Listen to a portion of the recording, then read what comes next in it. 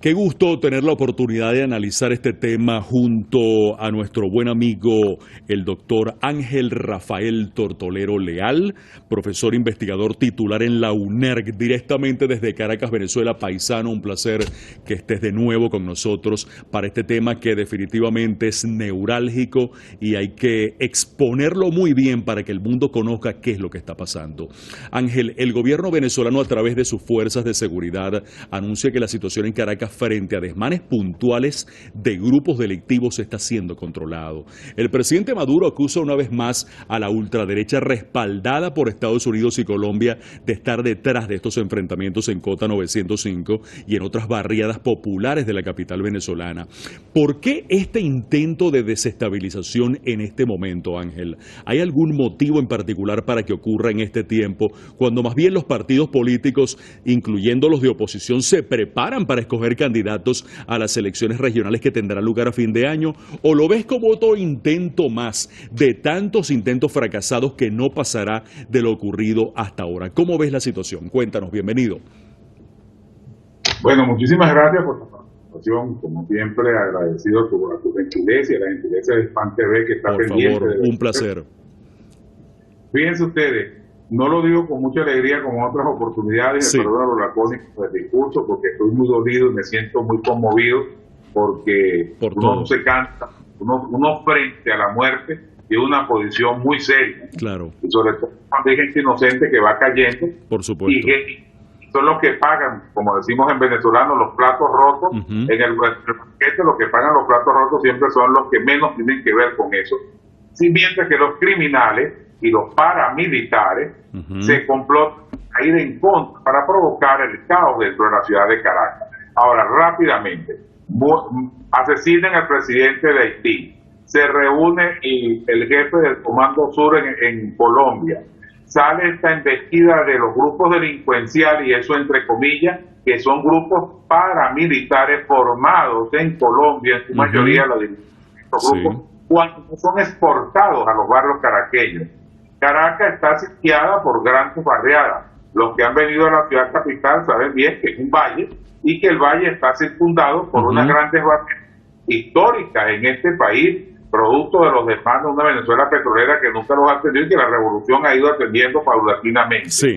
Allí se han enclavado grupos delincuenciales con armamento de alto calibre. Así no estamos es. hablando de política y revolución, estamos hablando de armamento de alto calibre que no es de uso común ni de las fuerzas policiales ni de las Fuerzas Armadas de la República Bolivariana de Venezuela. Lo que quiere decir que también este armamento es importado, traído a esta tierra para causar daño. Pero ponle a esto que le estoy diciendo, este panorama, piensa que la Comisión Europea, que acaba de llegar a Venezuela, viene a estudiar la posibilidad de participar como observadores en el evento electoral del próximo noviembre. Y en ese instante, estos grupos anarquizados comenzaron a disparar contra población civil, población inocente, sobre todo a la altura del túnel del Valle, a disparar y a tomar por asalto las barriadas de la clase media baja y de los pobres en Venezuela que habitan en esa zona, en la zona suroeste de Caracas, bueno, y a sitiar a la gente allí y hacer los desmanes que todos sabemos que hacen estos grupos delincuenciales. Bueno, la acción del presidente Nicolás Maduro ha sido contundente y las fuerzas, tanto las Fuerzas Armadas como las fuerzas policiales de este país, se han abocado al rescate de la población.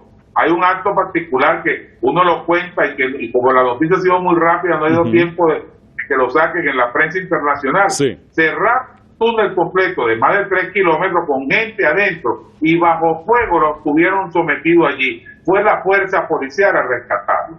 Ahora, salvado este escollo, este momento hasta ahora, retomada la paz, hora a hora y decidido por ahora, porque estos están organizados en todo el país. Sí, ahí está el peligro. Las cárceles, con hacer este mismo ensayo de atentado, hacerlo en todas las ciudades, pues se van a conseguir un pueblo valiente, convencido y casado con su gobierno, con el gobierno del presidente Nicolás Maduro y con la revolución bolivariana, que no permitiremos que se nos vaya por la borda este gran esfuerzo histórico por mantener la democracia y continuar en el estado de libertad que estamos. Y para eso requerimos la paz. Por eso Colombia juega la guerra. Está derrotado el gobierno colombiano, está derrotado otra vez por el pueblo venezolano.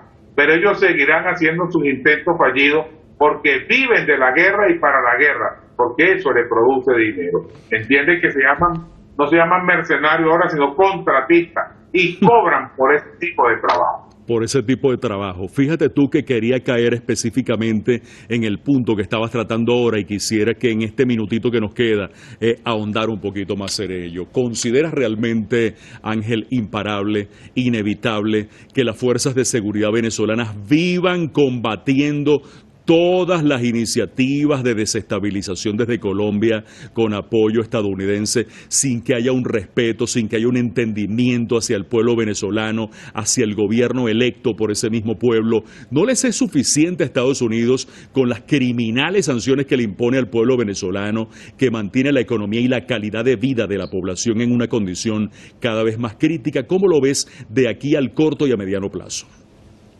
En el corto y mediano plazo, los Estados Unidos está acusando recibos de una gran derrota que han sufrido en el gobierno de Donald Trump, porque fue la primera vez que un presidente de los Estados Unidos apunta a un presidente latinoamericano y le dice que lo va a sacar del gobierno, y quien terminó fuera fue él. Se le terminó el tiempo.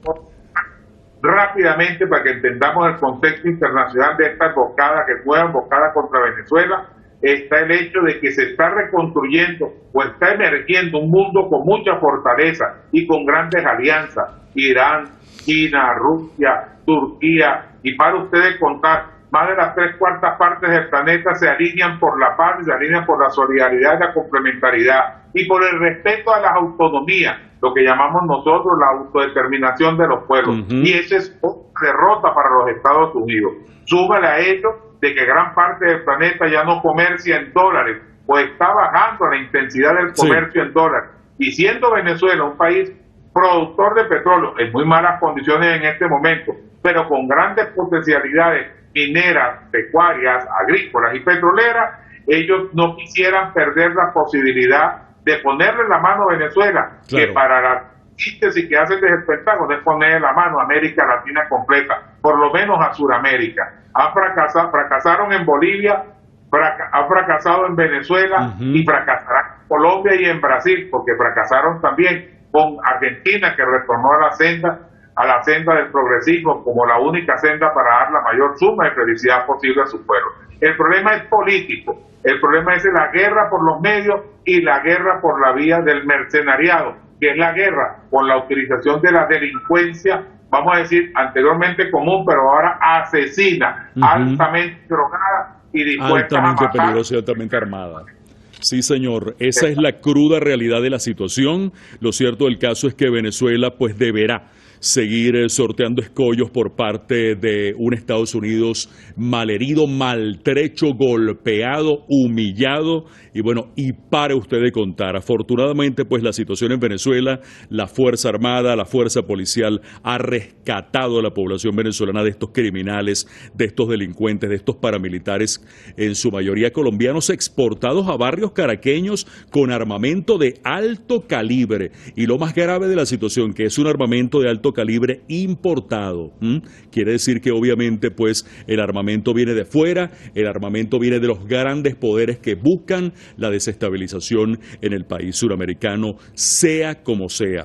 Paisano, qué bueno que has estado una vez más con nosotros para aclararnos el panorama. El doctor Ángel Rafael Tortolero Leal, profesor investigador titular en la UNERC, directamente desde Caracas, Venezuela.